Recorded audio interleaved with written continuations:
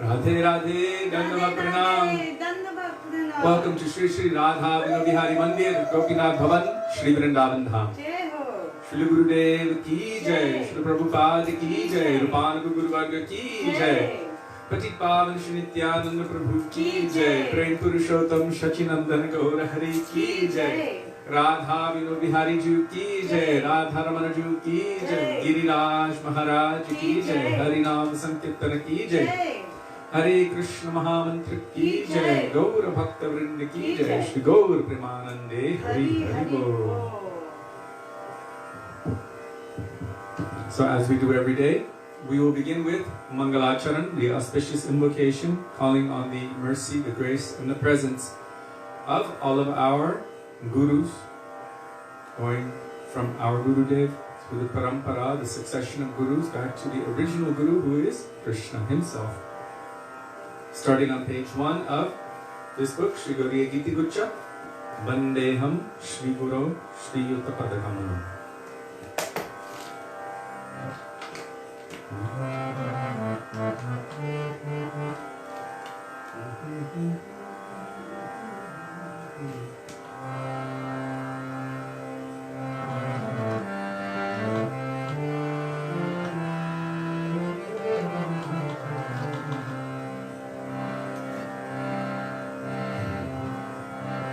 Vandeham Shri Guru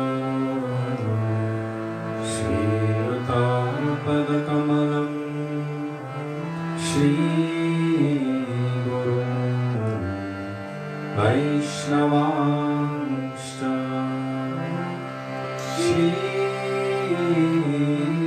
Rupam Sagrajatam Sahagana Raghunathanvitam Tam Sajivam Sadvetam Savadhutam Parijana Sahitam Krishna Chaitanya Devam Shri Radha Krishna Padam Sahagana Lalitam Shri Vishakham Vipamshcha Om Ajnanatirandhasya Jnananjana Shalakaya Chakshurunmilitam Yena Tasmai Shri Gurave Namaha Namo Vishnupadaya Radhikaya Priyatmane Shri Srimad Bhaktivedanta Narayan Namine Shri Krishna Lila Kapane Sudaksham Audarya Madhurya Gunaishta Yuktam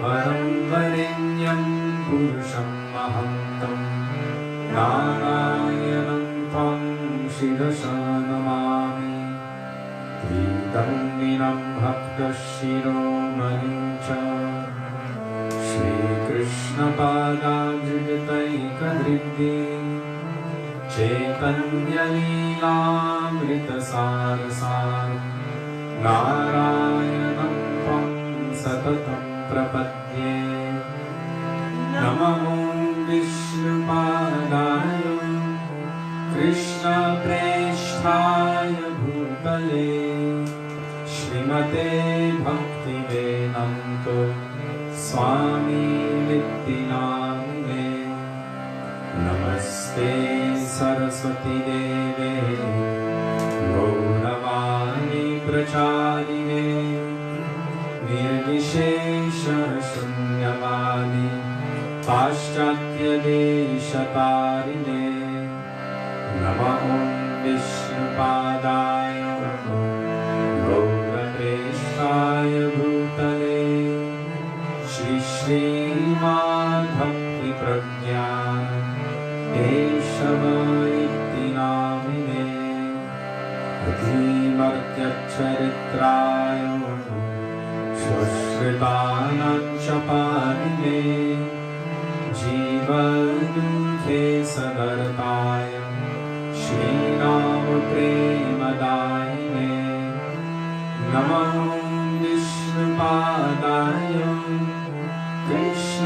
कृष्णप्रेष्ठाय भूतले श्रीमते भक्तिसिद्धान्त सरस्वती नामिने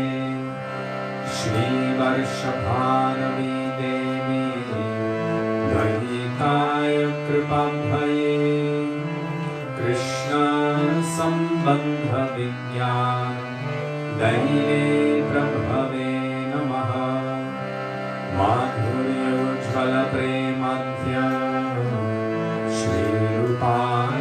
श्रीरूपानुगभक्तिदान श्रीगौर करुणाशक्ति विग्रहाय नमोस्तुते नमस्ते गौरवाणी श्रीमूर्तये दिनकारिणे रूपानुगविरुद्धाको सिद्धान्तध्वन्तहारिणे नमो गौरकिशोराय नमो साक्षात् वैरम्यमूर्तये विप्रलम्भनसम्बोधे पदं पूजायते नमः नमो भक्तिविनोदाय नमो सच्चिदानन्दनामिने गौरशक्तिस्वरूपाय रूपानुगपरायते गौराविर्भावभूमेस्त्वं निर्देष्टासजनप्रिय वैष्णव सर्वभौमश्री जगन्नाथाय ते नमः वाञ्छाकल्पतरुभ्यश्च कृपासिन्धुभ्यैव च पतितानां पावनेभ्यो वैष्णवेभ्यो नमो नमः नमो महावदन्याय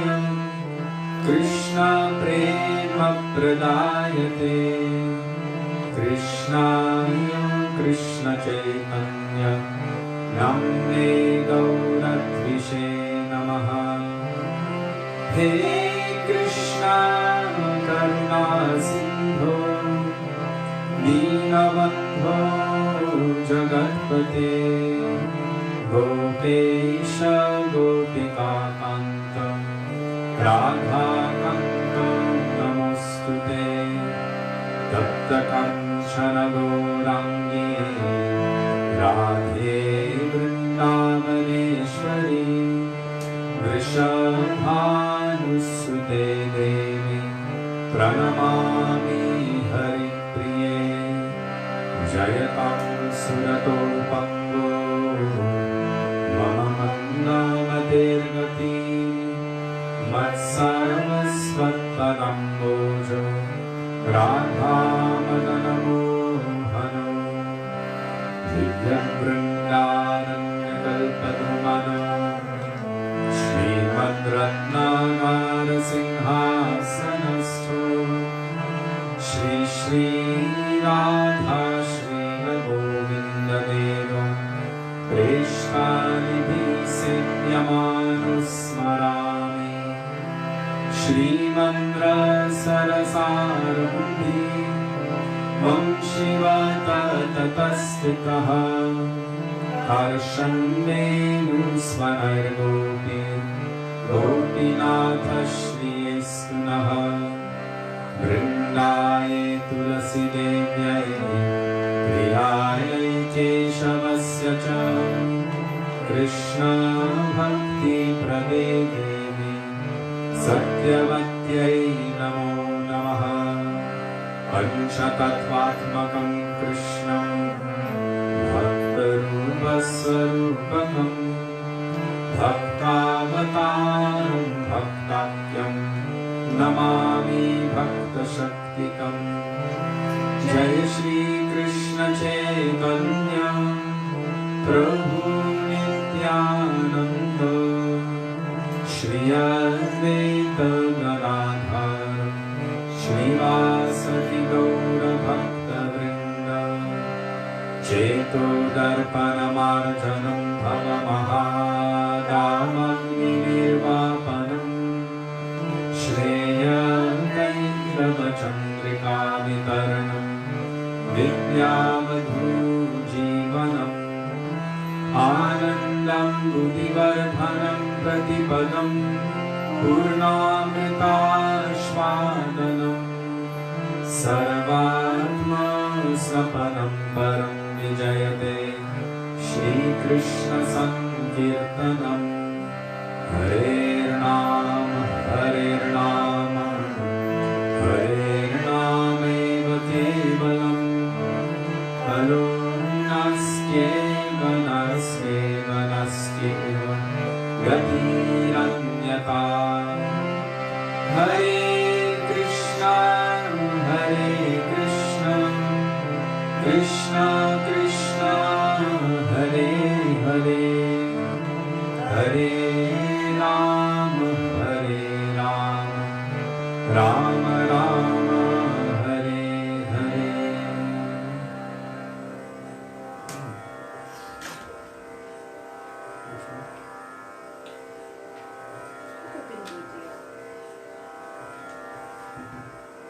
Gurudev Kripa Bindu Diya.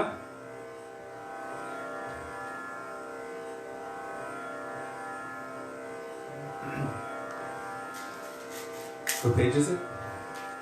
Page 30 something. Oh, 32. 32, 33, 32. 32. Is Jiva Pavan Prabhu there? Pavana Prabhu is there. Dandavat Pranam Prabhu. Dandavat Pranam. It's So- also Zach's birthday. Zach's birthday? Happy birthday, Zach. Happy birthday, Radhe Radhe. Radhe Radhe. So, if you do not have a songbook, then just follow Jiva Pavana Prabhu. Whatever he posts in the comment section is usually full of nectar. No, always full of nectar. Sorry, not usually, always. I wanted to say bhajans and then translations and then also other nectar. So if you don't have the songbook, then just go to the most recent post of Jiva Pavana Prabhu and you will find it there so you can follow along.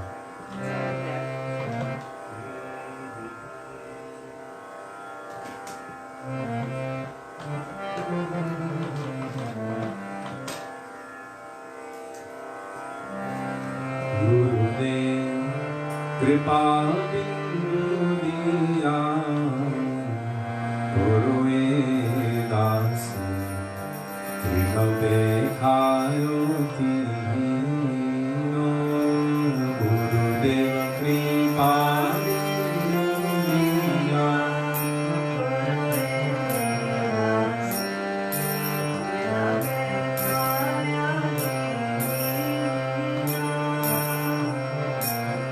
Sakala Sahare Vallabhiya Guru Nijamare Srihadhino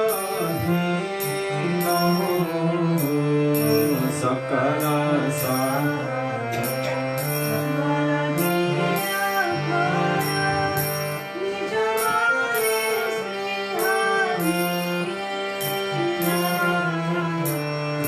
Radhe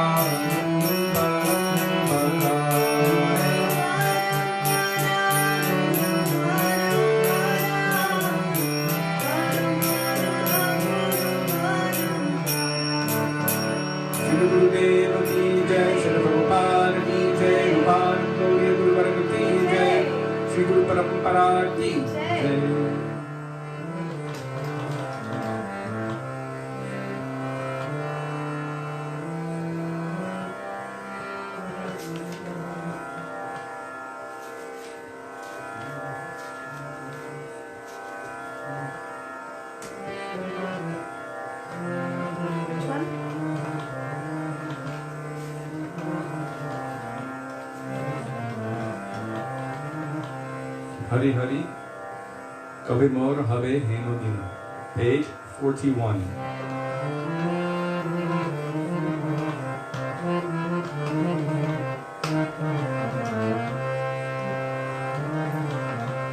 There's a lot of bhajans that start with Hari Hari, So it has Hari Hari, then Kabe, K-A-B-E, Mora, M-O-R-A, Habe, Heno, Bina. Bimala Vaishnava.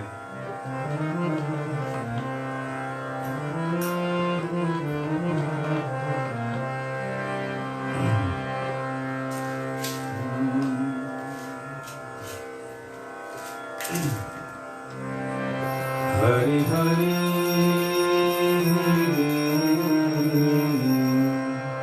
Kabe Mo Habe Heno Dino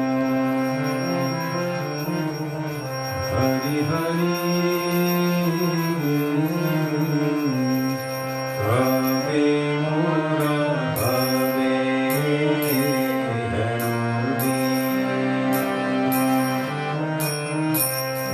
Kabe Mora Habe Heno Dino Kabe Mora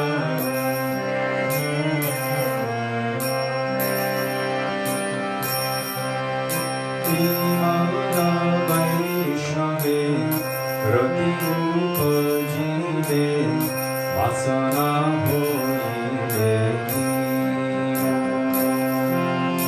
Imana Vaishnave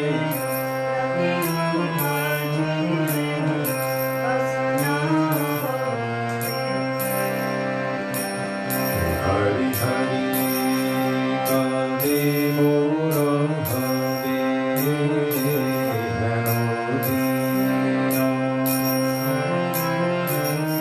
Kabe Mora Habe Heno Dino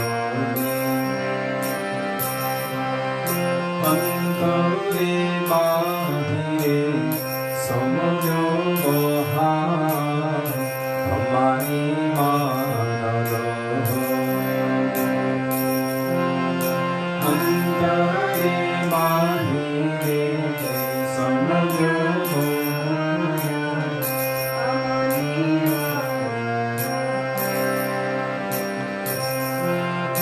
Krishna Sankirtane Shri Krishna Smarane Krishna Sankirtane Satatma Jiyaro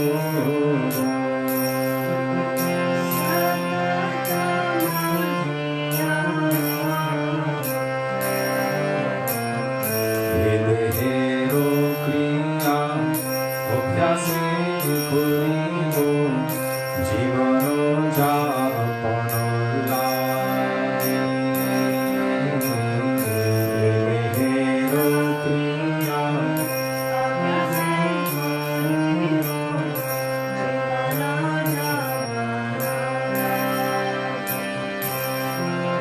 Shri Krishna Bhajane Anukula Jaha Shri Krishna Bhajane Tahe Hamu Anuragi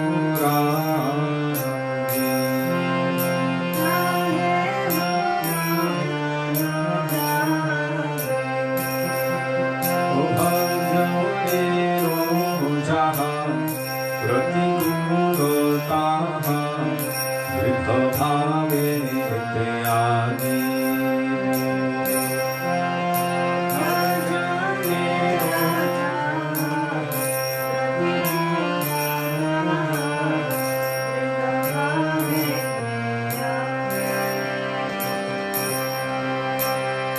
Bhajite Bhajite Somoyo Yasine Deho Chariya Dido Bhajite Bhajite Somoyo Yasine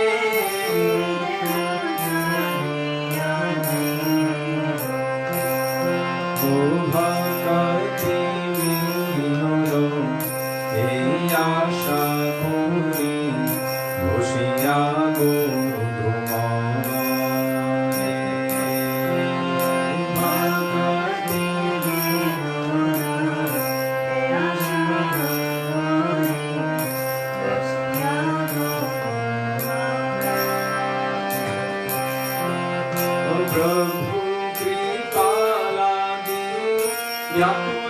व्याकुलायन्तरे प्रभु कृपा लागे स्वलगाने सम्मुखाने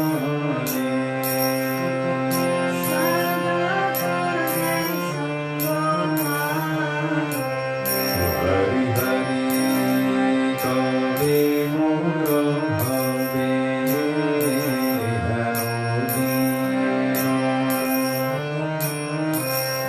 कवे मोर भवे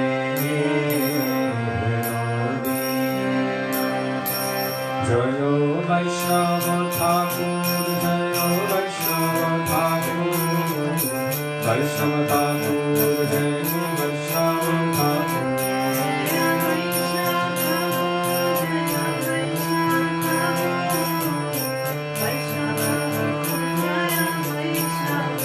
ओ प्रभु कृपा मोरे दया करो प्रभु कृपा मोरे दया करो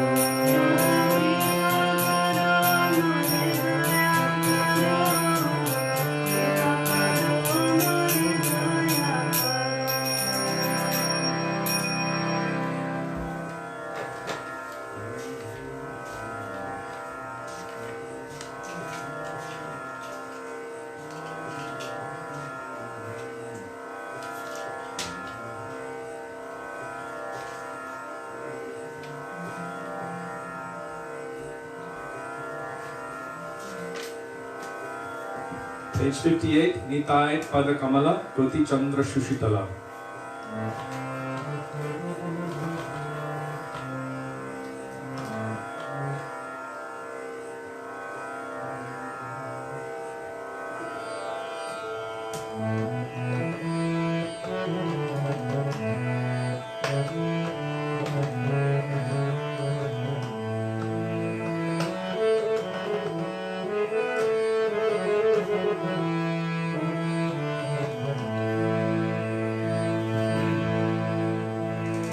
Shri Krishna Chaitanya Prabhu Nityananda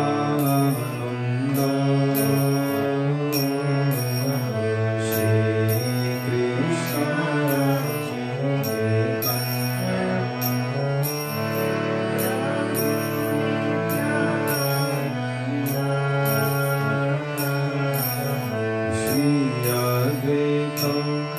Gadadhar Srivasadi Gaur Bhakta Vrinda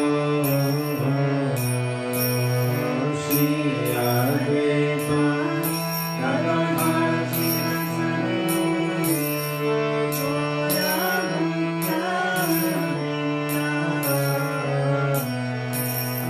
Shri Krishna Chaitanya Prabhu Nityananda Shri Krishna Chaitanya Prabhu Nityananda Shri Advaita Gadadhar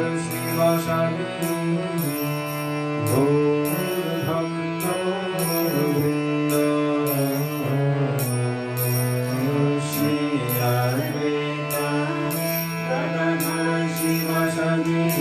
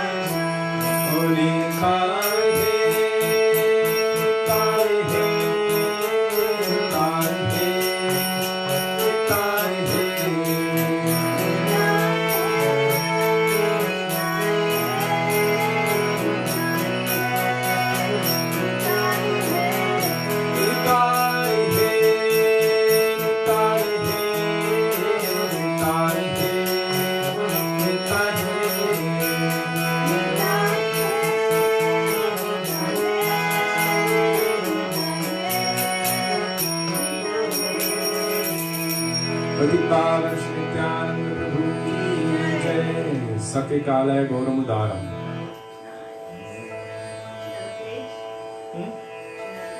No, I don't know the page. It's in the Sanskrit section. Page 340. 340. Yes. We'll tell Madhukar next time.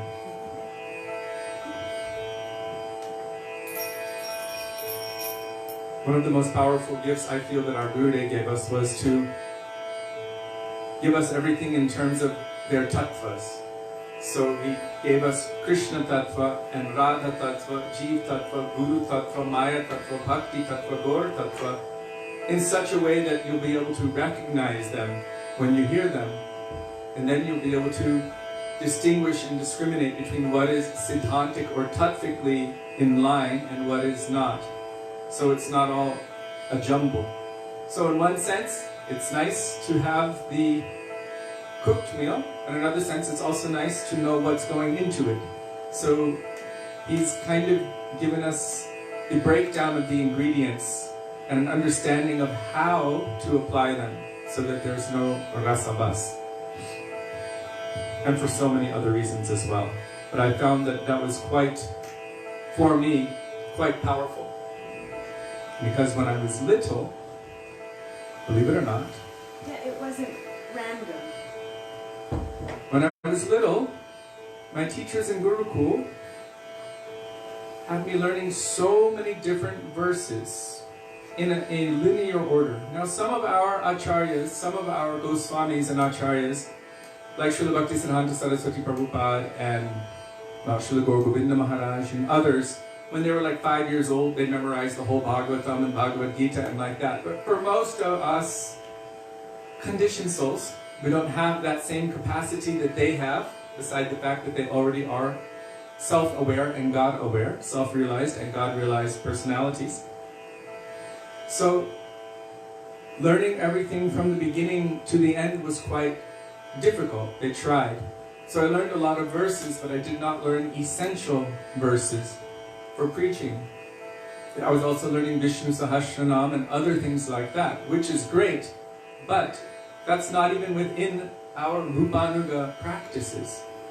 So I find that the verses which our acharyas have quoted the most frequently, and those that you find in Sri Chaitanya Charitamrita, which are the prime Sanskrit shlokas from different places, Bhagavatam and other scriptures, from which evidence is drawn to support or to make the conclusions which have been made in Chaitanya Charitamrita and other scriptures of our Goswamis and the commentaries of our acharyas. These shlokas are essential. The frequently cited essential shlokas. So there's a shloka book called the Prabhupada Shloka book. That's the most essentially or frequently quoted verses by Srila Prabhupada. The ones he uses the most in his preaching.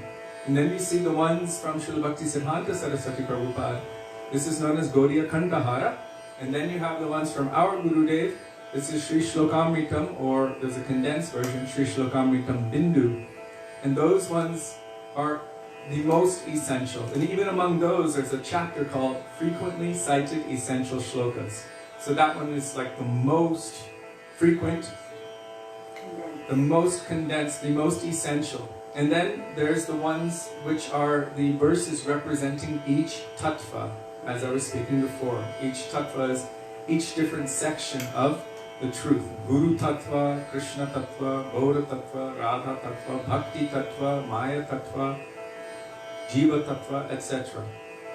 And so when you see it like that, and you learn like that, it's much easier than trying to learn everything in a linear fashion. It gives a much more holistic perspective, and then you'll be able to recognize patterns throughout all of the scriptures.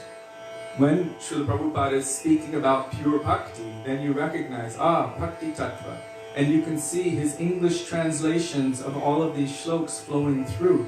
And it's quite beautiful to see it. Oh, here he's referencing Anyabhilashita Shunyam. Here he's referencing Aradhyo Bhagavan Brajesha Tanayas. Here he's referencing Jiva Tattva, Maya Tattva, Krishna Tattva. And then it makes it even more relishable and more digestible. So now, Sake Kalaya Goram Udaram, page 340. Or if you don't have the songbook, just go to the most recent post of Jiva Pavana Prabhu, who has very kindly and mercifully posted the bhajan in the comment section of the thread. So go to the newest post, and there you will find it, and you can follow along. Or just find the post that generally says lyrics, or you'll see it. Because he posts it.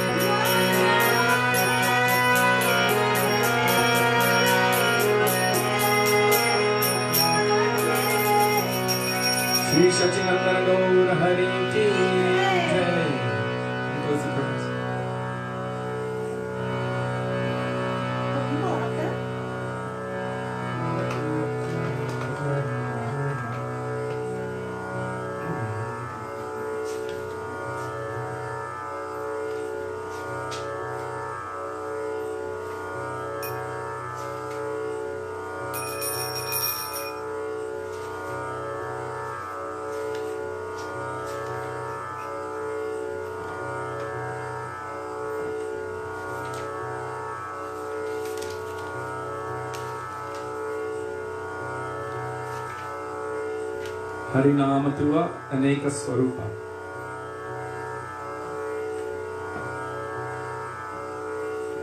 I don't know what page it is yet. Probably. Harinam, Harinam, 180.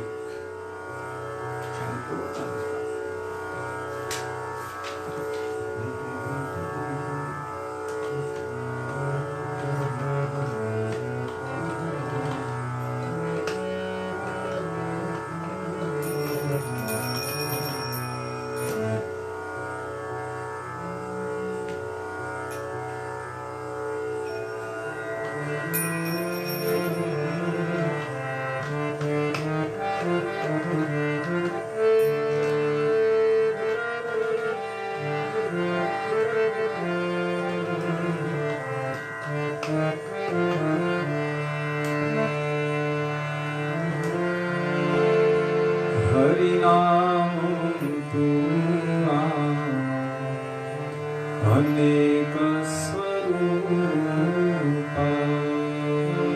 Hari नाम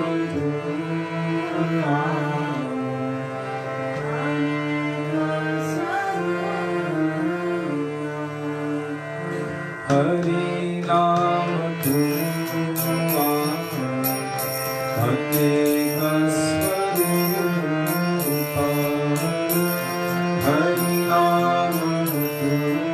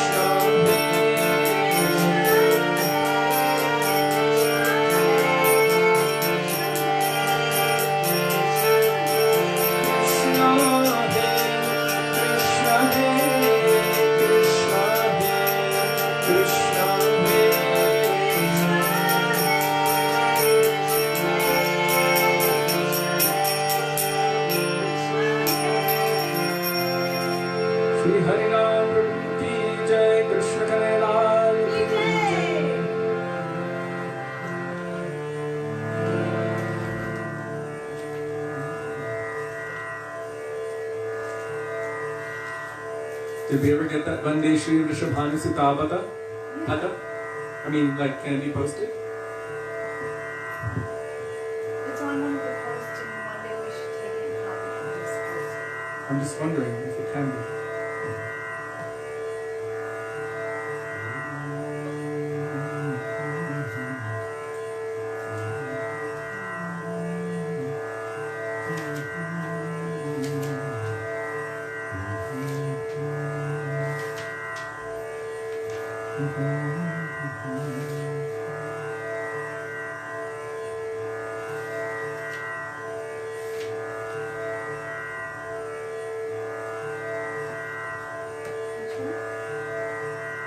I'm just trying to find yet another Radha bhajan other than that one and other than those Sanskrit ones. Because that one you can't follow very well.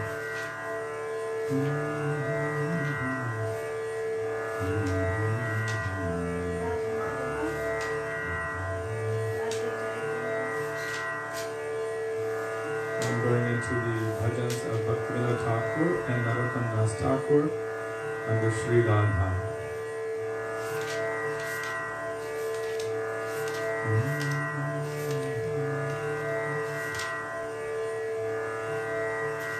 Radhika Charana Padma Sakala Shreyera Sadma Jatane Jay Nahi Aradilo, page 102. Who posted that one the other day?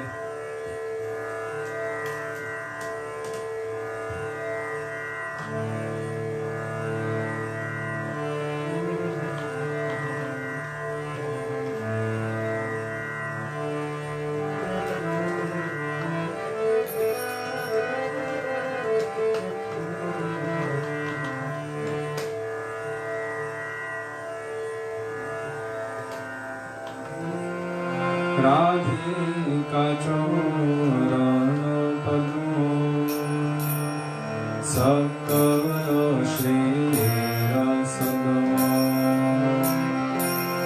Radhika Charana Padma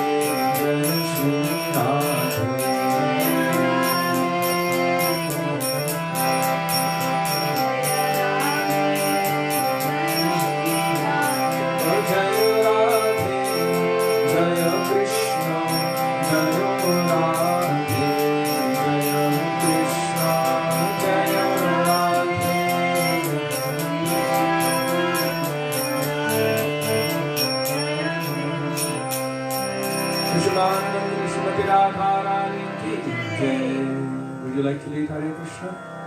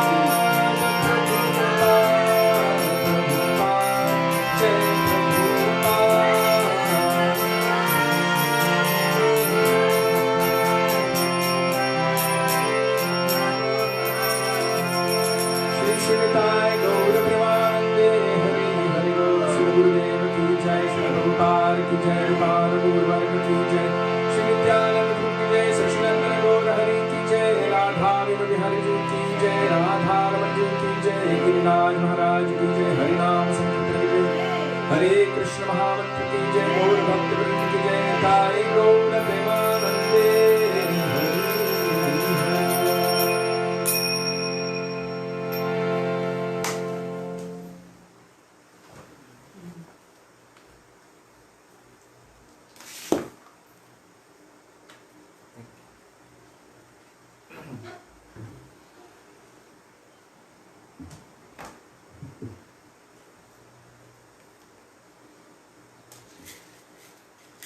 Before I begin with the class, I don't know if you can notice, but Sudevi changed Thakurji again. They have new shringar, so if you're here afterward, then you will have close-up darshan. Gurave Gaurachandraya Radhikaya Tadale Krishnaya Krishna Bhaktāya Tadbhaktāya Namo Namaha Ajnanatirandhasya Jnananjana Shalakaya Chakshurmilitam Yena Tasmai Shri Gurave Namaha Namam Vishnupadaya Radhikaya Priyatmane Shri Srimad Bhaktivedanta Narayaniti Namine Namam Vishnupadaya Krishna Presthaya Bhutale Srimate Bhaktivedanta Swaminiti Namine Vanchakalpatarubhyascha Kripa Sindhubhya Evacha Patitanam Pavanebhyo Vaishnavebhyo Namo Namaha Shri Krishna Chaitanya Prabhu Nityananda Shri Advaita Gadadhar Shivasari Gaura Bhakta Vrinda Hare Krishna Krishna Krishna Hare Hare Hare Rama Rama Rama Hare Hare Mukam Karoti Vachalam Pangum Nangayate Girim Yadkripatamaham Vande Shri Gurum Nilatarinam. So first of all, I offer my Dandavat Pranam thousands of times in the dust of the lotus feet of our beloved Gurudev, Nitya Lila Pravishta Vishnupad, Astottara Shri Srimad Srila Bhaktivedanta Narayan Goswami Maharaja.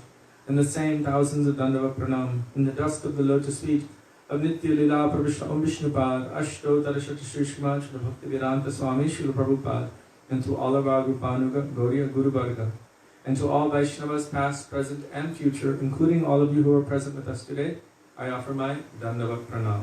Dandavat Pranam, dear Vaishnavas, Radhe Radhe. Radhe Radhe.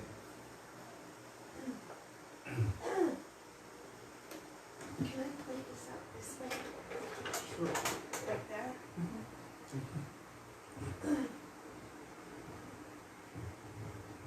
So today I read a beautiful quote from our Srila A.C. Bhaktivedanta Swami Prabhupada.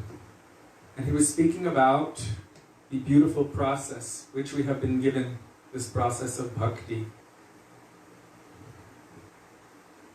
And how it is actually for the pleasure of Hari, Guru and Vaishnavas. But especially Hari and Guru. Whatever we do in bhakti should have its aim and goal as being favorable and pleasing and beneficial to Krishna. And first and foremost, that aspect of Krishna who manifests into our lives first, that is Guru Krishna. This is the first form of Krishna manifesting in our lives. His name, or the function, is Guru Krishna, or that aspect of Krishna who engages us and awakens us in devotion to Krishna. So he said we should not worry about pleasing an audience. We should not worry about even collecting numbers or anything like that. Our main function should be how to please Krishna.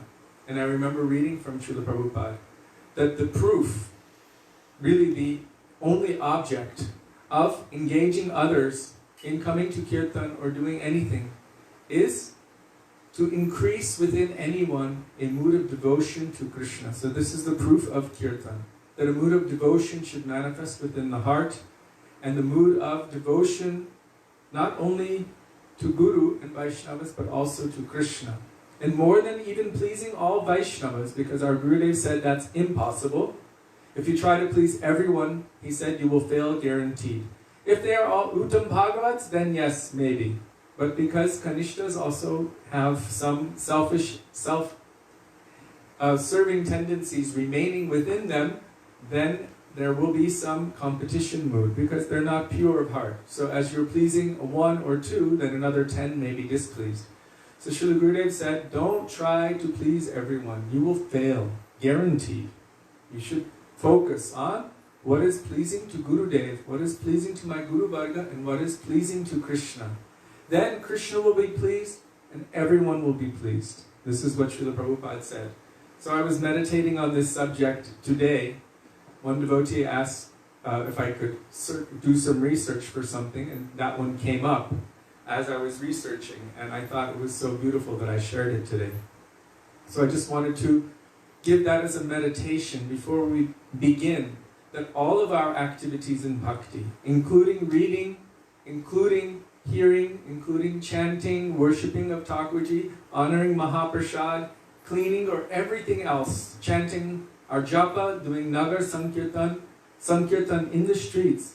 The goal of that, if it is to be bhakti or considered bhakti, should be within the confines of anyabhilashita shunyam, jnana karmadhyanavritam, anukulena krishnanushilanam bhakti uttama. What is bhakti? What is favorable? What is pleasing?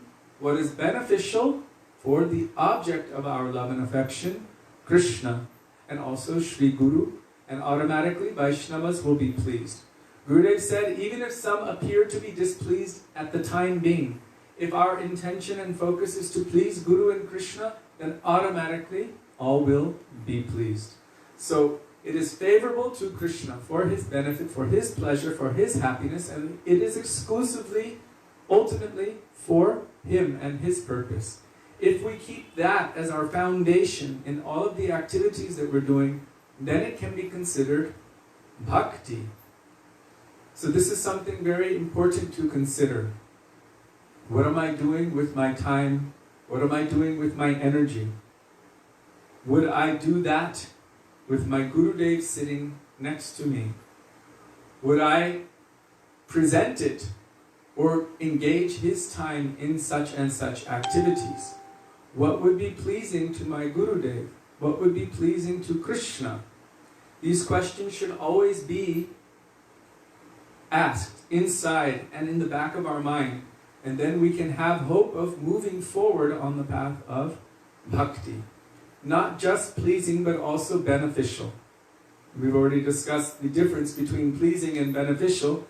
Pleasing would be Mother Yashoda continuing to give Krishna her milk while the milk is boiling over in the kitchen. What is beneficial for Krishna is putting Krishna down and running to save that milk. Still it is for Krishna's happiness, still it is for Krishna's pleasure, but it is more for his benefit. His immediate pleasure is put down to increase his transcendental pleasure and benefit more and more in a little bit of time. Therefore it is included within Uttama Bhakti or pure Bhakti. And first and foremost, we apply this at the lotus feet of Sri Guru. What would I engage my Gurudev in? Would he be pleased by my sharing? Would he be pleased by my endeavor in kirtan? Would it be beneficial to his purpose or his cause? Would it increase his glories or decrease the glories of my Guru? Would my activities or my presentation be an embarrassment to my Guru, or would it be pleasing to my Guru or beneficial to my Guru? So all of these questions should be asked at every moment, and then one can develop a mood of Guru Nishtha, that I should have loyalty and conviction to my Gurudev, and from that, everything will manifest.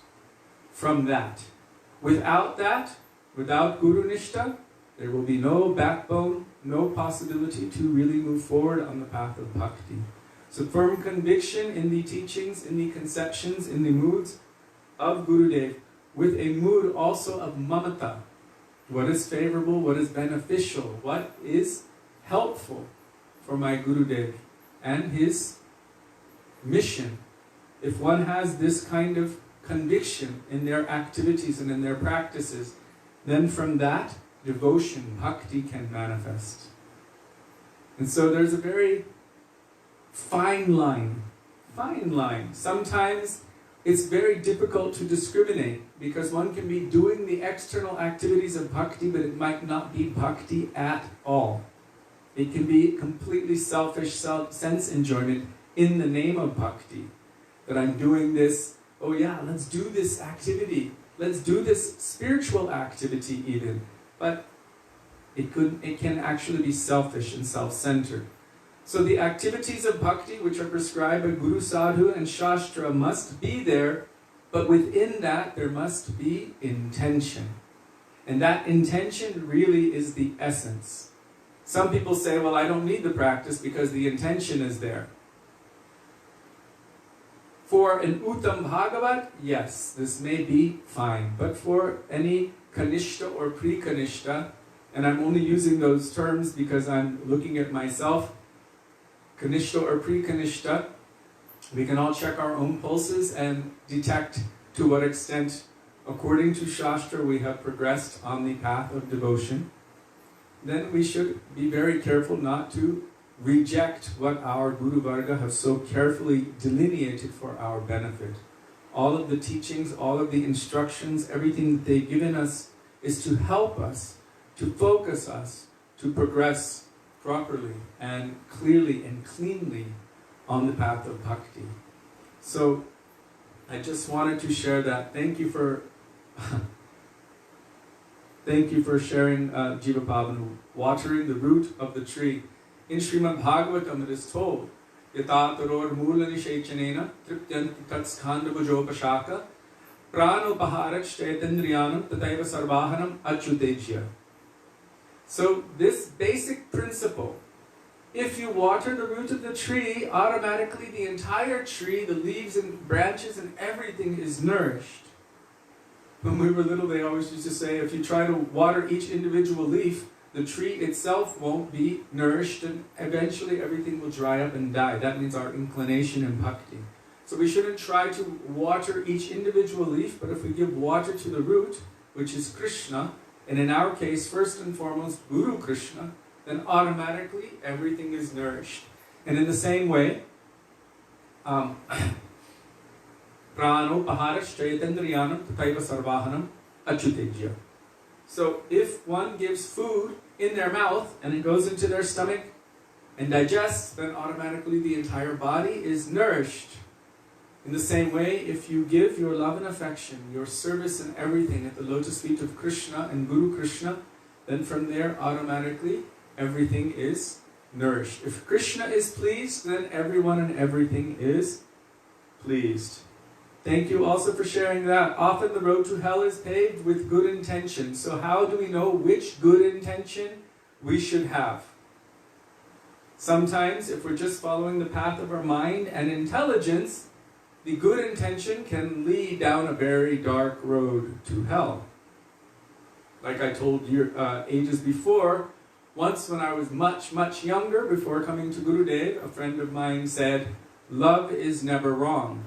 And I will guarantee you, he was wrong, and what was going on in my heart was also wrong, and I almost got myself in a very, very dangerous situation. So, intention can actually be quite damaging as well. That is why, for now, our Guru Varga give us very strict pathways to take that have already been walked by the Mahajans, by the great personalities. Mahajano yena gata sapanta. The path is already there. The process has been given. They have walked it, they know it. So, it's like, let's say you want to hike to the top of Mount Everest. Sudevi gave me this example yesterday.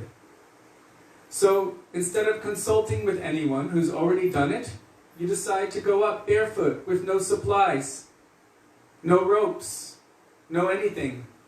How far will you get? And how damaging can it be?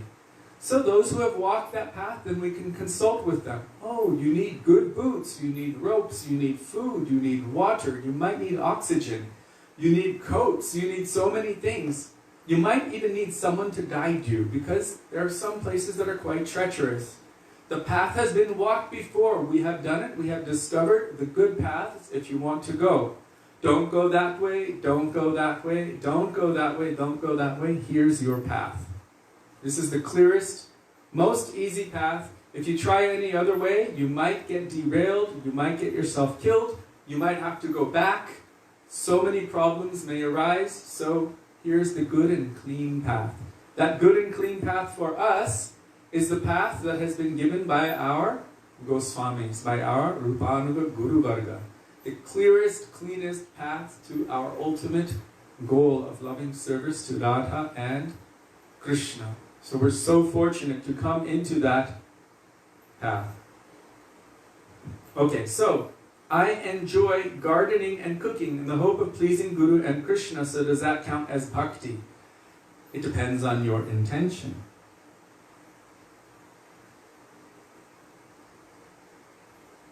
One time Srila Gurudev told Sudevi that some concession has been made. He said, for the ladies especially, he said if they are engaged in their daily household work, but they're absorbed in remembering Krishna and doing it for Krishna, then very easily they can attain perfection. Simply, he said, simply by cooking and cleaning. Now this is general daily household work. But think about it. Every time he would speak about that, he would be thinking of how the Brajabasis, how the Gopis are loving Krishna. They're not able to be running all the time directly to where he is. When the cowherd boys are playing with him in the daytime, they can't be there. Only in the middle of the night they can sneak out and meet with Krishna when he's playing his flute and Vangshivat. But what about the rest of the time? They're meeting with him here, internally. How? Our Gurudev would say, as they are cooking, Govinda Damodara Madhaveti, Govinda Damodara Madhaveti, Govinda Damodara Madhaveti, Govinda Damodara Madhaveti. As they're churning butter, Govinda Damodara Madhaveti. As they're taking care of children and putting them to sleep, Govinda Damodara Madhaveti. As they're massaging their husband's legs, Gurudev would say, doing that, they're also constantly thinking or chanting the names of Krishna in every activity that they're doing. So with this, gardening and cooking, all of these activities, this is also part of one's bhajan. If they're engaging that in serving Krishna. Jagannath Das Babaji Maharaj told his disciples, who are not yet qualified to sit in one place and take shelter of Harinam Prabhu without their minds running here and there, he told them to grow vegetables and grow eggplants. And by that, by growing it on the order of Guru and utilizing it in the service of Krishna, they would develop bhakti sukriti, spiritual merit, by which one day they would be able to actually go deeper into their internal bhajan. But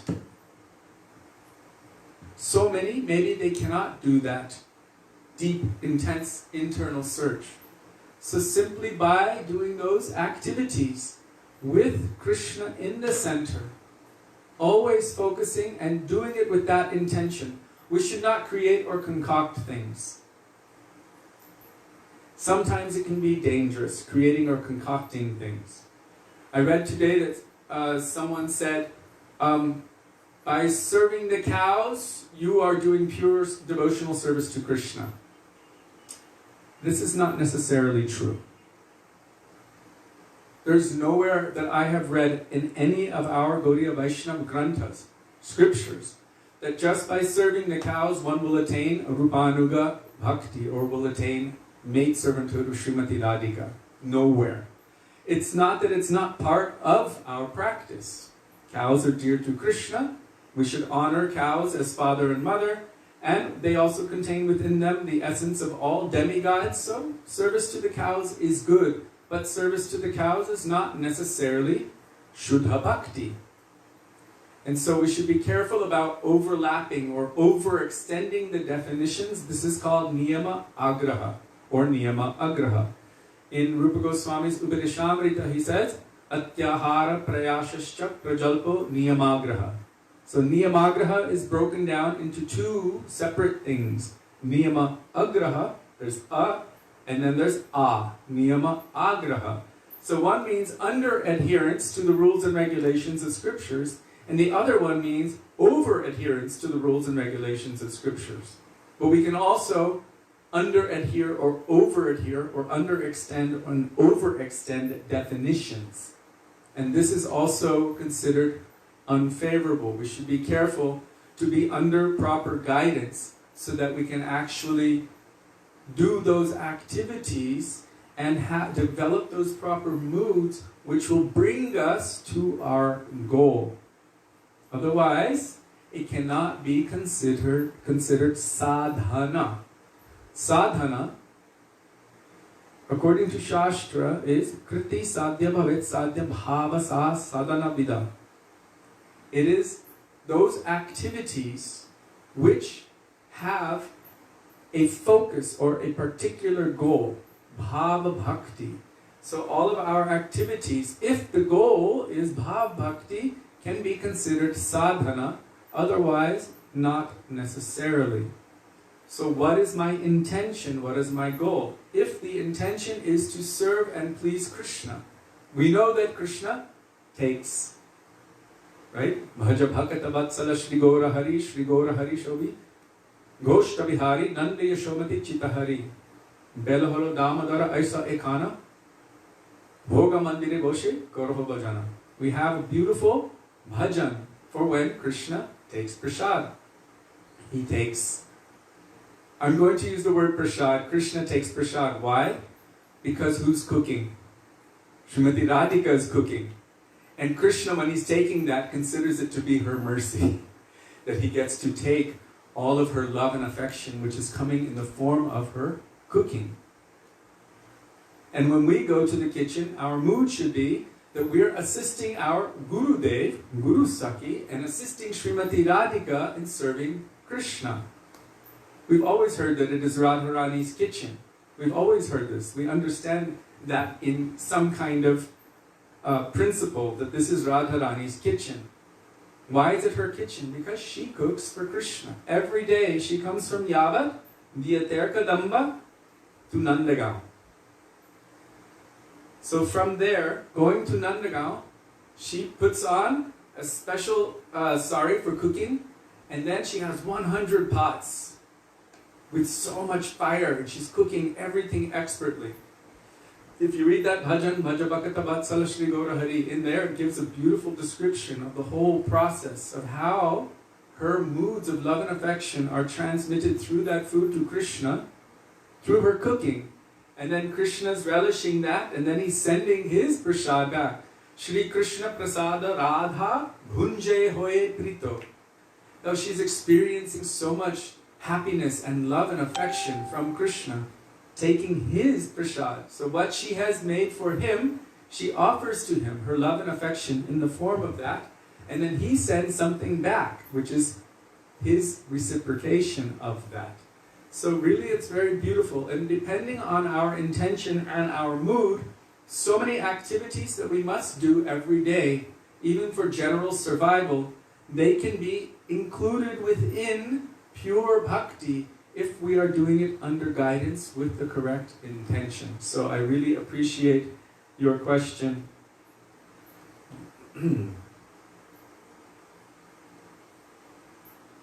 We should make sure that what we are doing is not just for our own enjoyment, however. Because if we're doing something for Krishna's pleasure, sometimes we might not be experiencing immediate pleasure while we are doing it. That's why Mahaprabhu says, you can even break my heart or reject me or kick me away if you want. But it won't change the nature of my love and affection for you. And if that enjoyment or pleasure stops me from my service, it halts my progress in service, then I can also become upset at the enjoyment which comes as a result. If I'm doing it for my enjoyment and then offering the result of that enjoyment to Krishna, then we should understand whether it's pure bhakti or not. I'm doing it because I like it, and now I'm going to offer the result of it to Krishna. Then that cannot be considered pure. But if we're doing something with exclusivity for Krishna's happiness, Krishna's pleasure, and Krishna's benefit, and as an automatic side effect of that, some kind of spiritual enjoyment or reciprocation manifests, then that is a different thing. So only we can see, and Sri Guru, the pure devotees, can see to what extent we are trying to not only deceive Krishna or the pure devotee, but also ourselves. Am I doing this thing because I like it? In the beginning, and I'm using this term very, very clearly, it may be necessary for us to latch on to those aspects of bhakti which are relishable to our own senses. That's why Prabhupada wanted gulab jamans in the back of the temple room, so that the last thing someone would remember as they were leaving was sweetness, and then they would return. Because gradually, if one is in the association of devotees, even if initially they came because the prasadam, or because I love the kirtan, or I love the philosophy, I love this, I love it, gradually in association of pure devotees, this self-serving tendency can be dovetailed into the tendency to serve the transcendental senses of Krishna. So even then, it's not bad, as long as it is it is a means to an end. And that end is my goal. What is my purpose? For myself, I have found at times that I was so desolate and desperate and feeling so dry that I needed anything that would just keep me feeling linked. Any little thing. There was once a time that I was taking medicine. I was so sick here in Vrindavan. I think I was at Govardhan. I was so sick, and the medicine they gave me actually made me not feel. I didn't feel pain. I didn't feel emotion.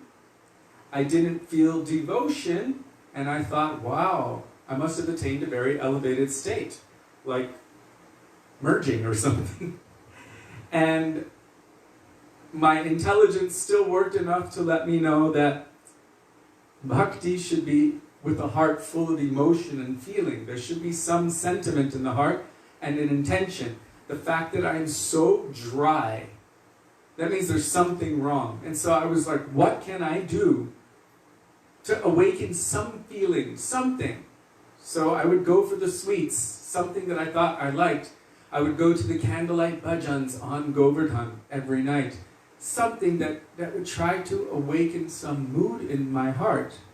So it might be necessary in the beginning to go after those things which attract us initially, but gradually as we are progressing, and we should hope to progress one day, we should try to adjust it from the selfish, self-serving tendency.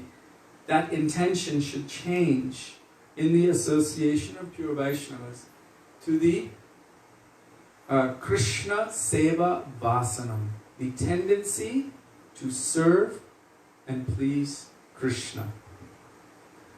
This is important and essential. Otherwise we can remain trapped in that cycle of fooling ourselves that I'm doing bhakti when really I'm actually just doing something for my own pleasure, and then afterward I'm giving it. Like our Gurudev said, he said, we think, oh, I want to enjoy a certain kind of food stuff. So then we go out and we pick really nice vegetables and really nice whatever else that we're going to put in those preparations, and we're thinking, I'm going to enjoy it, my family's going to enjoy it. We bring it home, we prepare it, we cook it, we make it so beautiful and presentable, and then in the last minute, as almost like an afterthought, oh yeah, I have to put it in front of Krishna first before I enjoy it. He said, so at that time, because you really didn't do it with intention and devotion for Krishna, you did it for yourself and your family members, and when you're ringing the bell, Krishna will say to Nara, Krishna will take what Narayan will. when you're ringing the bell, Krishna will tell Narayan, someone somewhere is ringing a bell. You should go and remove the karma from that food.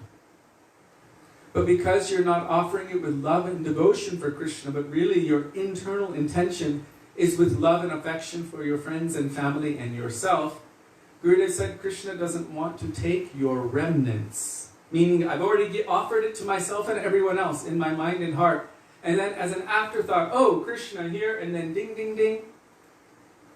So he said that Krishna will tell Narayan, you should go and remove the karma from that. So we should somehow come to the point where it's not like that.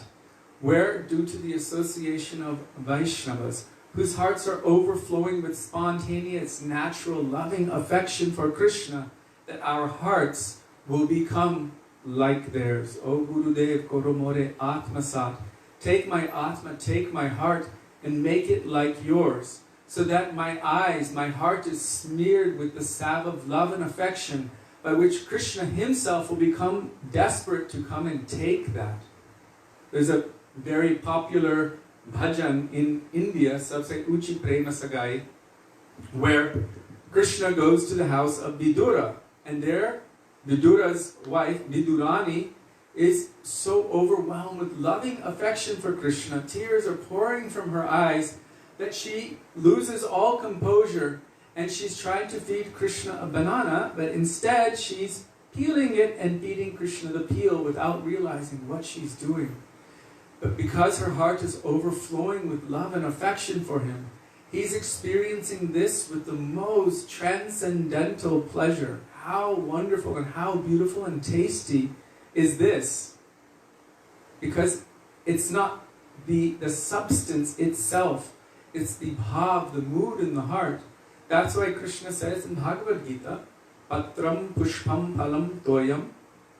If one just offers me even a little leaf, flower, fruit, or water, I will accept it. Yome bhaktya prayachiti. If they do it with love and devotion. So some people have not taken that Yome bhaktya prayachiti into account, and before they go to work, they throw an apple, put it on the altar in front of the deities, and then walk away and go to work, enjoy all through the day, and then come back in the evening and maybe, put a flower or some water or something like that. That's not the meaning of that verse. If that's all you have, then offer it with love and devotion. But if you have more, then give whatever you can with love and devotion. Love and devotion means whatever I have at my disposal, I will use it in your service. As Bhaktivedanta Thakur said in his bhajan, Manasa deho geho jo ki chumor ar pilu tuapade nanda kishor. Manasa, mind. Deho, body. Geho, family. Jo ki chumor ar pilu. Everything that which is in my vicinity or under my responsibility at this time, I'm offering at your lotus feet. It is all yours, and I'm just a servant in your home. So instead, so many of our acharyas have said, instead of just trying to offer one little thing here and there, really we should offer our very selves. Then naturally, everything which comes into our vicinity, we only see it in terms of how it can be pleasing to our Ishtadev, to our worshipful Lord. Now there's so many beautiful comments here. Question.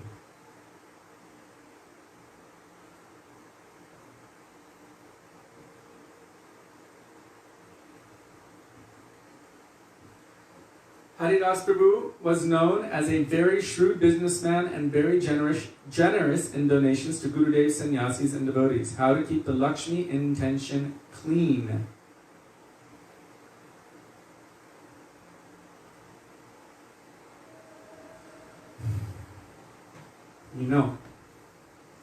I know of some devotees who weren't necessarily the best practiced in their sadhana, but who did utilize whatever energy they did have in serving Guru and Vaishnavas. And they were shrewd businessmen, good with money, but they utilized it. They endeavored to serve and please Gurudev.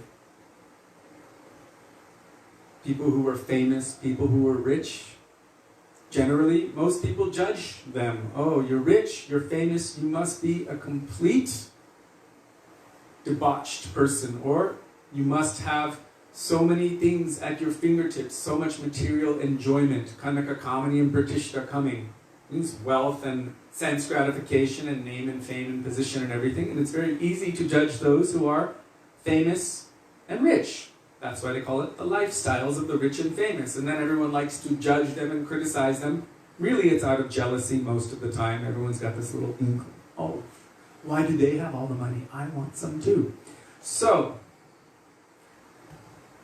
by engaging them in seva, this built up sukriti in their heart, spiritual merit, to the point where now they always want to be engaged in seva.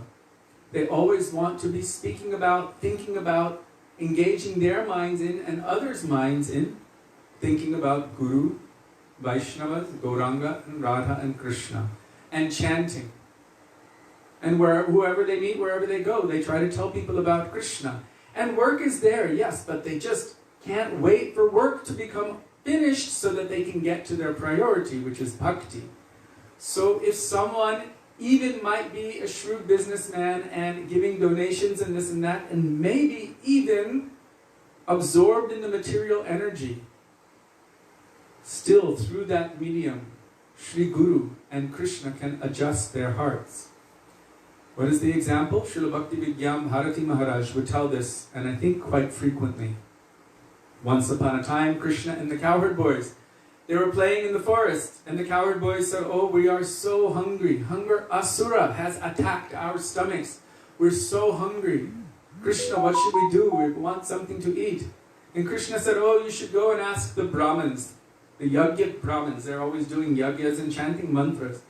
So the cowherd boys went to the Brahmins, just there near Akrur Ghat, just on the border between Vrindavan and Mathura, at that place near Bhat Road.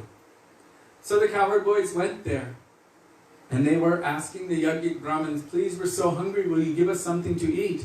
But they were busy chanting their mantras and doing yagyas and other things, and they're like, why are these children disturbing us? Get lost. Hit the road. Bahar jao. Leave this place. So the cowherd boys went back to Krishna and Balaram and said, they wouldn't give us anything, they told us to get lost. What should we do? And Krishna said, oh, you should go to the Brahmins' wives. So they went to the wives of the Brahmins, the Yagyapatnis, and they told them, oh, we're very hungry, Krishna and Balaram are also hungry, will you give us something to eat?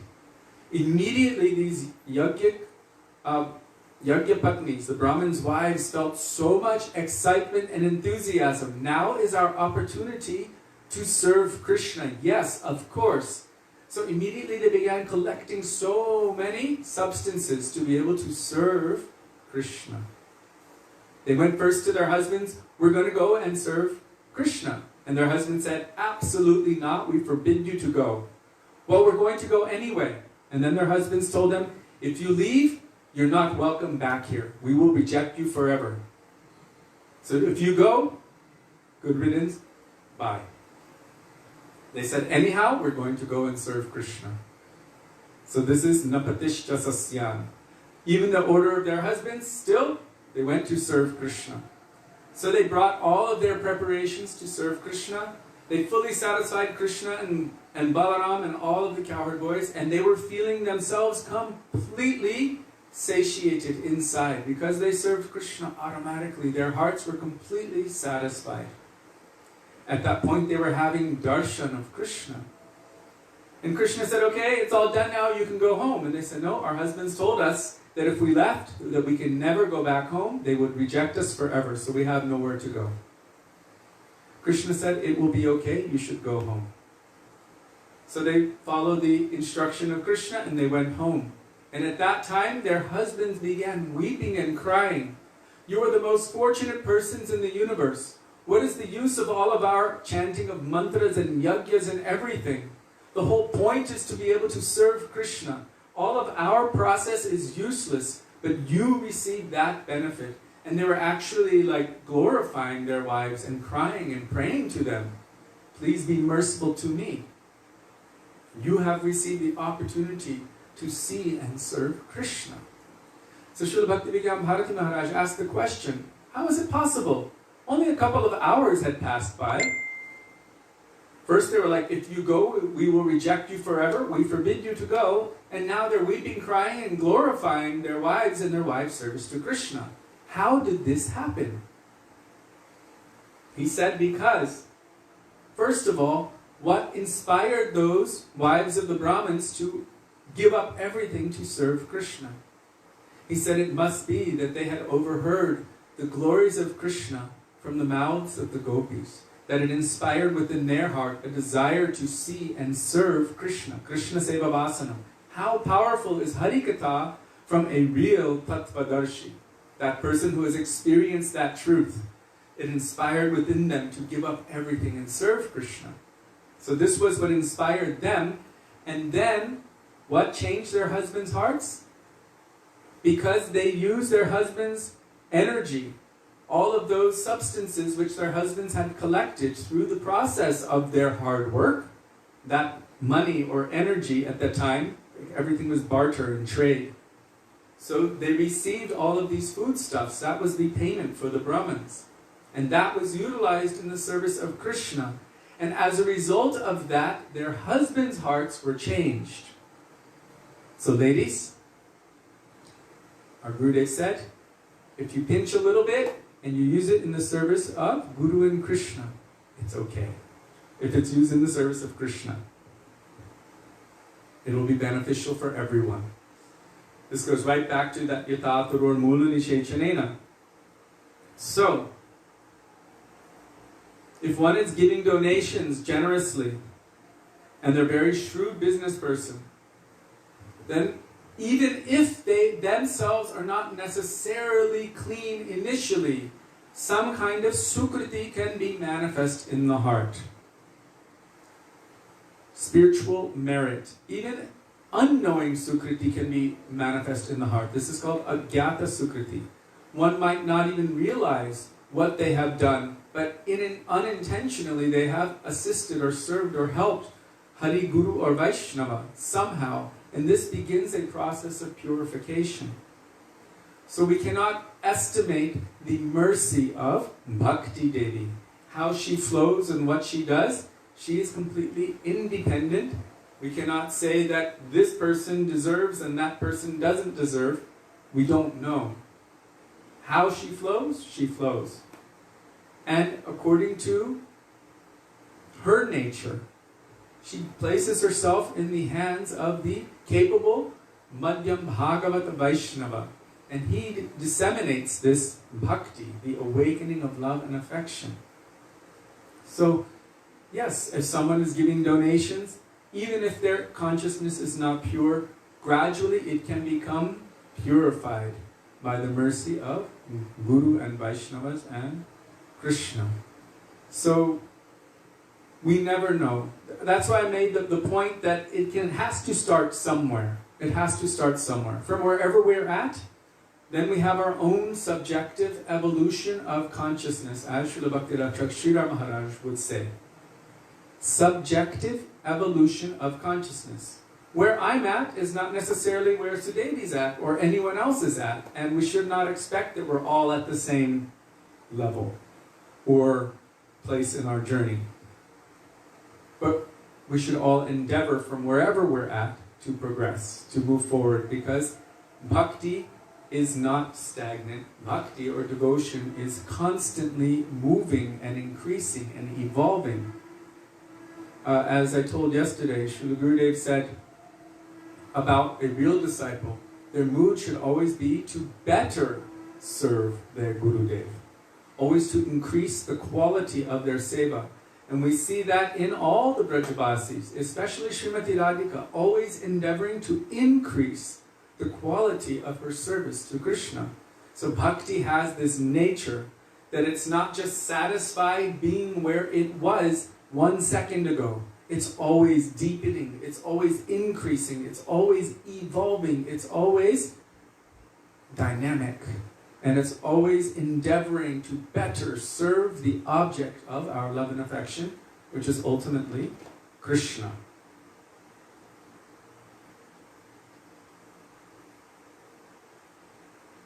Yes, Jiva Pavana Prabhu is posting so many beautiful bits of nectar here and there, which are helping to increase one's understanding and awareness of these particular subjects.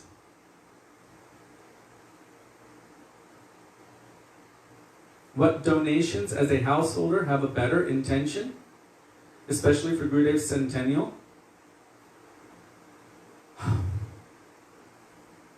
My personal understanding is Gurudev's main intention is for his mission, which is really what he came to give. His Vani, the teachings that he came to give, for those to be disseminated. So there's his audio seva and there's his book seva. So much energy he put into his books, and also giving classes every day. And in his classes, he's refining everything that he's given in his books. And our Gurudev did say, even now, so many might not realize it, but one day they will understand what I'm giving. One day they will all understand. How will they all understand? If we, as servants, do our best, to spread his name and fame and glories everywhere. How? Through his teachings. And to present them in a way which is uncompromised, which is clear, which is pure, and which has no deviation, to the best of our ability, as it is, to present those beautiful teachings. And in order to do so, it might be that something is there necessary for sharing. Some donation can be there for his books. Like today, one devotee was petitioning for donation to be able to distribute Gurudev's books. And right now, I'm not going out and distributing Gurudev's books, but he is. And so I gave something to assist in that seva, because it's so important. You never know who's going to get that book and how it's going to affect their lives. And the audio seva team, what they're doing is amazing. What they are doing, transcribing and also polishing the original audio recordings, some of which are so, the quality, the physical quality is so bad, but they're cleaning it up so that we can hear it, and then they're also transcribing it and presenting it to the world. So it's also very, very essential and important. And so if we had any ability to give any donation, especially for the centennial, but really not just for the centennial, every day we should see as the appearance of our Gurudev. We should try to assist those sevas which will spread his teachings, his glories, the essence, what he would actually give priority to. One time I asked him, what do you want me to do? Because they were engaging us in so many other things, executive committee of the advisory council and all this stuff. And we were a bit concerned, because it was taking up a lot of our energy and time, and the only thing our Gurudev had ordered us was, even after I am no longer on this sphere, I want that you continue traveling and preaching my mission everywhere. That's what he told us.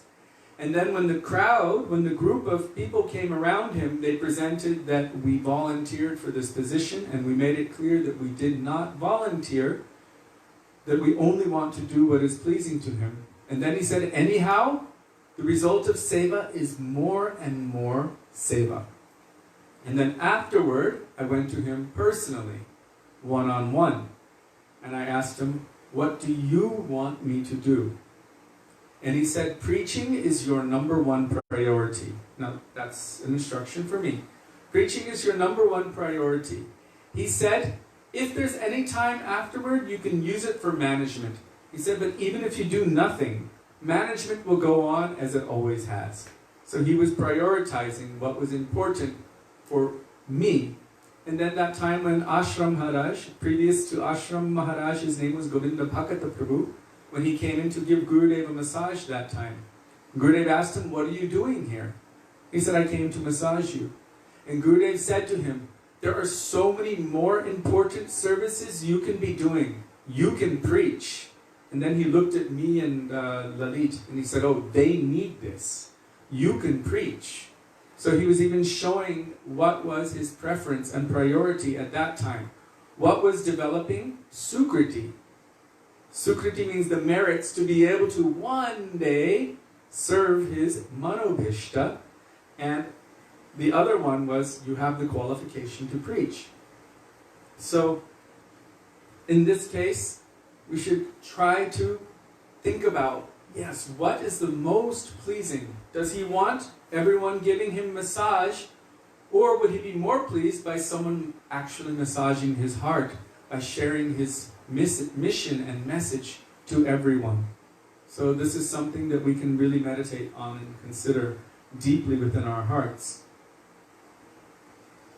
So basically, although performing bhakti imperfectly, eventually Sukriti builds within the heart to the point where we come to the point where pure bhakti will manifest within the heart as long as we keep endeavoring to the best of one's ability. Yes, and always try to be under the guidance of pure Vaishnavas.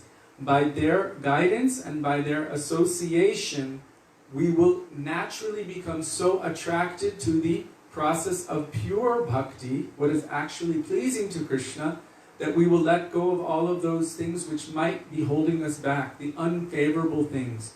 By the sword of transcendental knowledge, our anartas, those knots in the heart, hridaya grantis, will be cut, and then we will be able to actually purely serve Krishna. As Bhagavatam says, Vidyate hridaya grantish, chidyante sarva sanshaya, kshiyante chasya karmani, drishta evatmanishvare. With the sword of transcendental knowledge, I cut at the knots in the heart. All of those knots which are binding us to this material world. Without that association of the pure Vaishnava, it's very difficult for us to actually develop a taste for the higher taste. By their association, by hearing from them, and by serving them, then we will develop that Sukriti. So there are different ways. One can be a very slow, so many different paths, you can say. So many different paths. Some are extremely slow, or maybe even not moving anywhere. Some are going a little bit faster, but so many hurdles may be there. And then there are those paths or processes which you can say are the path of clear mercy. If we hold on to those paths and processes which Sri Guru and Vaishnavas have given us, then we can run very fast on the path of bhakti. We've heard this before, even with our eyes closed. If we follow that process, samashrita ye padapallavaplavam mahatpadam punya yashomurare bhavamudir vatsapadam param padam padam padam yagdi padam nate sham. Samashrita ye padapallavaplavam. If we surrender to the lotus feet of Krishna, mahatpadam punya, taking shelter of the lotus feet of the pure devotees and acquiring the sukriti, the spiritual merit of serving them, then gradually we will be able to actually cross over the ocean of material nations, bhavamudir vatsapadam padam padam param padam, over the entire ocean of material existence, as easy as it is to step over the water in the hoof print of a calf. So easily, if we follow that process. Otherwise, it might be like we're swimming through it, which will be insurmountable. And our Gurudev has also said, it's not just any ordinary ocean, it is an ocean of oil which is on fire. So we have a choice, how we want to progress. Or if we want to take the very, very slow path, or that path. From their perspective, from the higher perspective, it's heartbreaking to see anyone taking that very slow path. Because for them, as Chaitanya Mahaprabhu said, Yugayitam nimeshena chakshusha pravrishayitam shunyayitam jagat sarvam govinda virahename. One moment of separation from Krishna. This means from serving Krishna. Not just being there with Krishna, but of service to Krishna. One moment of separation feels like millions of yugas, and the entire universe feels vacant in the absence of Krishna. So from their perspective, they'd be like, why? Why? Like one time somebody said to our Gurudev, oh, they don't like to chant their japa. And Gurudev was like, what? I don't understand. Why would someone not like to chant their japa? He actually, at that moment, couldn't seem to comprehend it. And the rest of everyone was like, I get it. But he was like, but why? Why wouldn't you want to chant Harinam? I don't understand. it's quite shocking and even painful for them to see such a thing. So jiva duke sadartaya, that is our suffering. Seeing that suffering, they desire to give us the best thing. They want to awaken our love and affection for Krishna. So therefore they give Sri Harinam. And from that, what they have given us, that is actually Krishna. They have planted Krishna in our hearts. And then they begin to awaken our love and affection for Krishna, that we may one day serve Him. We can go with the flow of bhakti. I pray I'm alive to that day and be a part of that happening.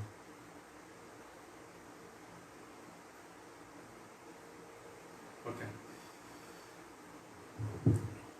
It's not just about them happening. It's also about us entering into that flow. We should desire to enter into the flow of our Gurudev's love and affection for Krishna. Their hearts are flowing like a raging river. Ours is very, very minute. If we divide it more and more in this world, then how can we hope for it to even reach that river? But if we cut a clear channel to that river of love and affection, then our heart can also flow and mix with the heart of our Gurudev and all other Vaishnavas and flow with them toward Krishna. Our Gurudev said that when we, I think it was 1998, on Parikrama. He said, who is leading this Parikrama? Actually, there were devotees who were off on the side on their own, chanting their japa. They had their hand in their mala and the Hare Krishna, Hare Krishna. And the kirtan was going on, and all devotees were participating in that kirtan. And our Gurudev said, if I see anyone with their hand in their japa mala at this time, I will take your mala away.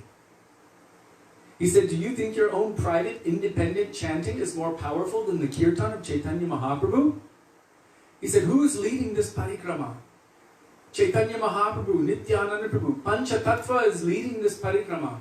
All of our Guru Varga, all of our Goswamis, all of Mahaprabhu's associates are present within that kirtan. All transcendental personalities are there. And together they are doing kirtan. And you think your chanting is more powerful than that chanting? So we should enter into their flow. Mix our chanting with their flow. And then we have this hope, entering into their river, a raging river of loving devotion for Krishna. We will be hopelessly and happily, beautifully swept up in that current. As we say, Nityananda Prabhu broke open that dam. Hare Hare Bule Prem Amiyaraban.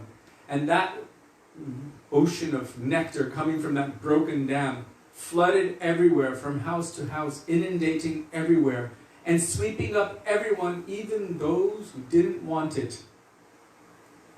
If we somehow place ourselves in the flow of our Gurudev, his mood, his teachings, his conceptions, his devotion, absorb ourselves in that. Like Gurudev said, don't try to take your own understandings. You should try to take the understandings of your Gurudev and Guru Varga. Enter into their flow. This is the meaning of Koro More Atmasat.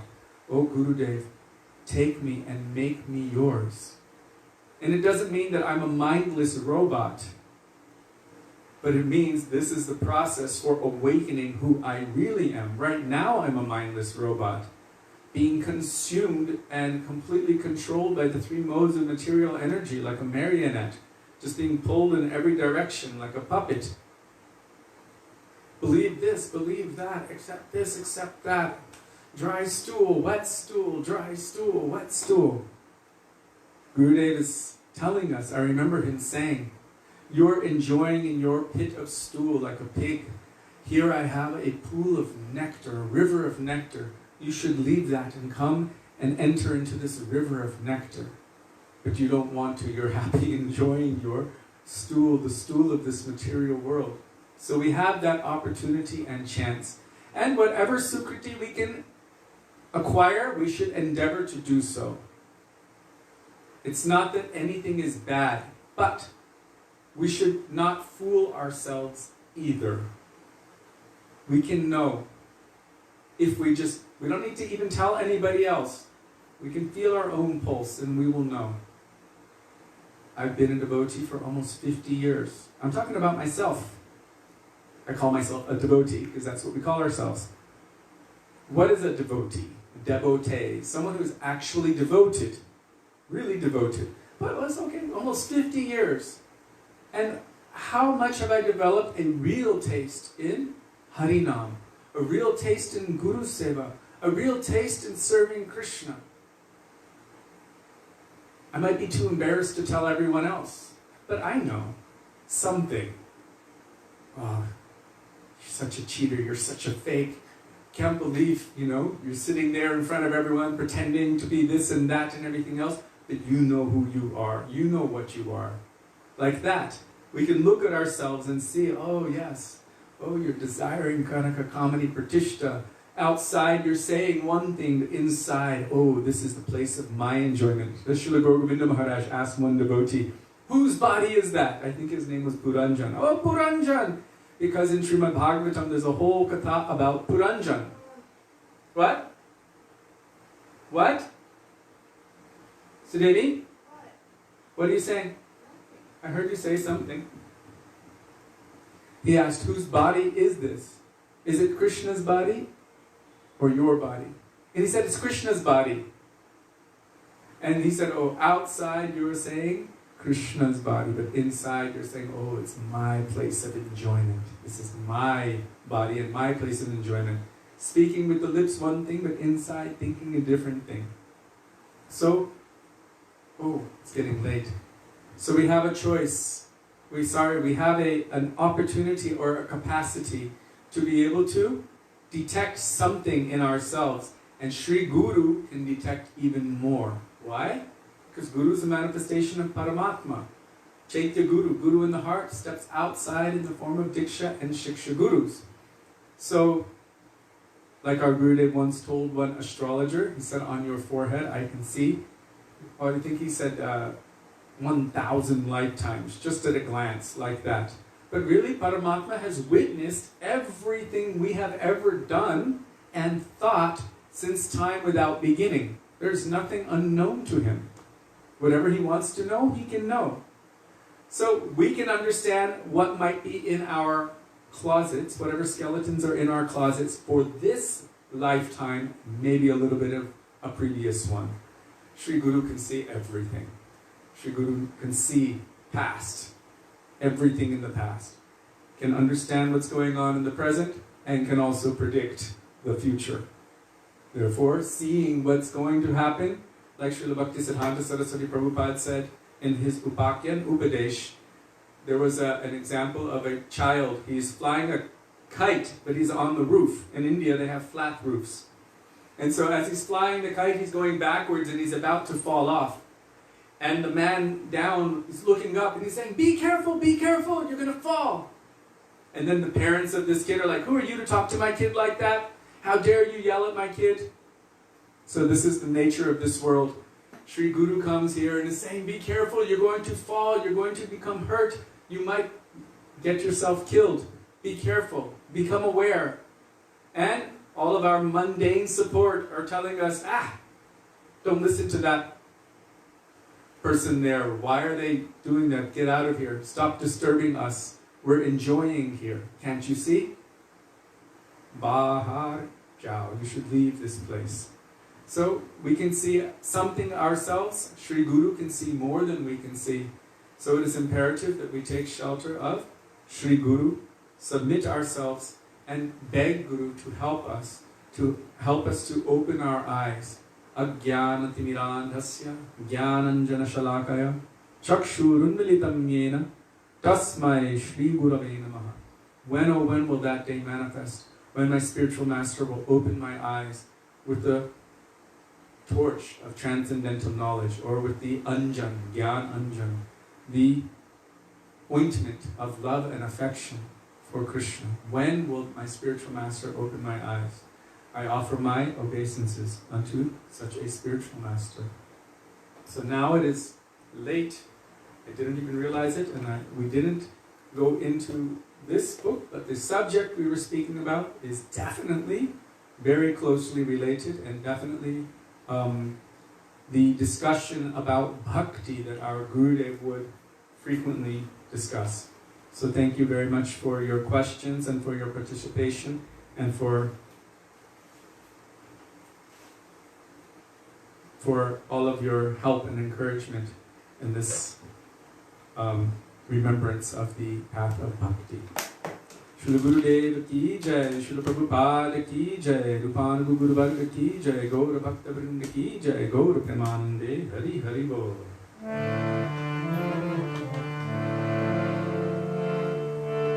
Hare Krishna,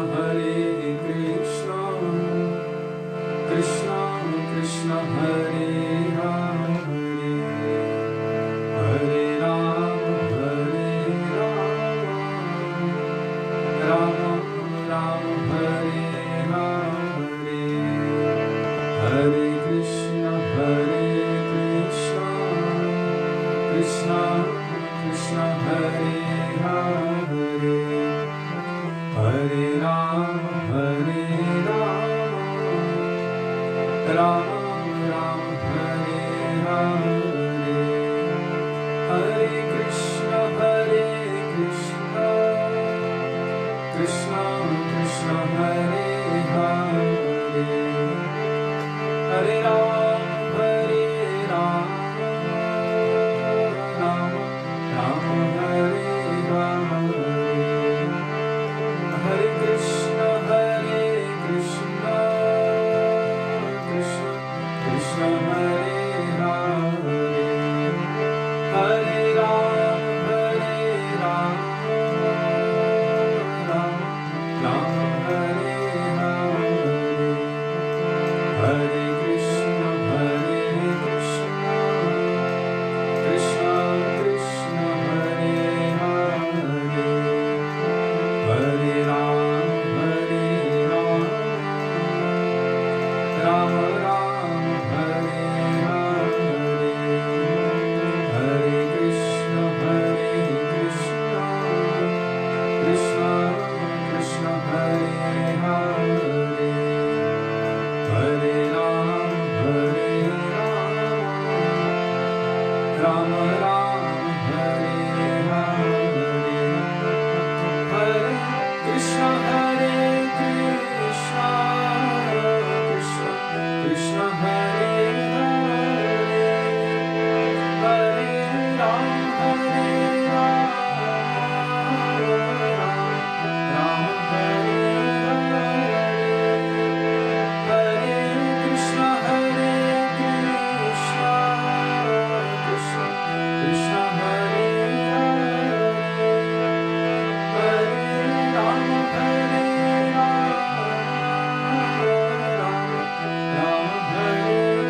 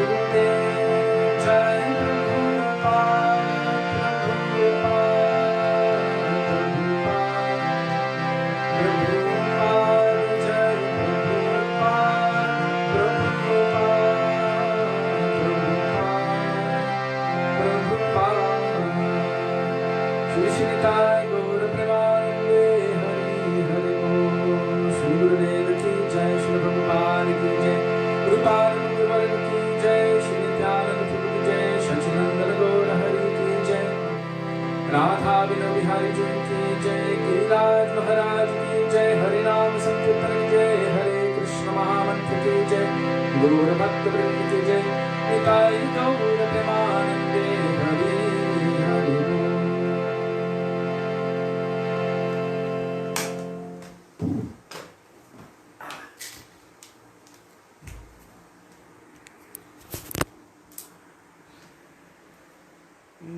दर्शन राधा बिनु बिहारी जी की जय।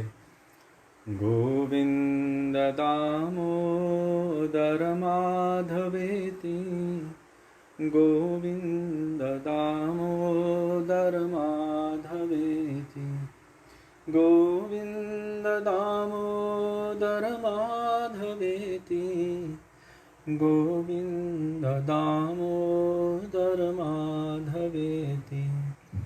बोलो राधे राधे राधे, जय जय जय श्री राधे, राधे राधे राधे, जय जय जय श्री राधे, राधे राधे राधे, जय जय जय श्री राधे, राधे राधे राधे, जय जय जय श्री राधे, राधे राधे राधे, जय जय जय Shri Radhe.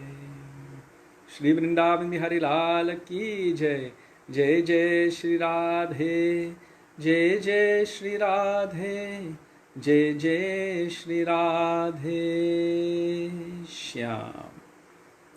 So I'm just going to keep this vision here, beautiful vision. So thank you all very much for being with us today and giving us the opportunity to remember the beautiful teachings of our Gurudeva and Guru Varga, and for engaging us in our Guru Seva. We look forward to being with you all tomorrow. Dandavat Pranam. Hare Krishna, Radhe Radhe, Radha Vino Bihari Ju ki Jai. How come I can't? Oh.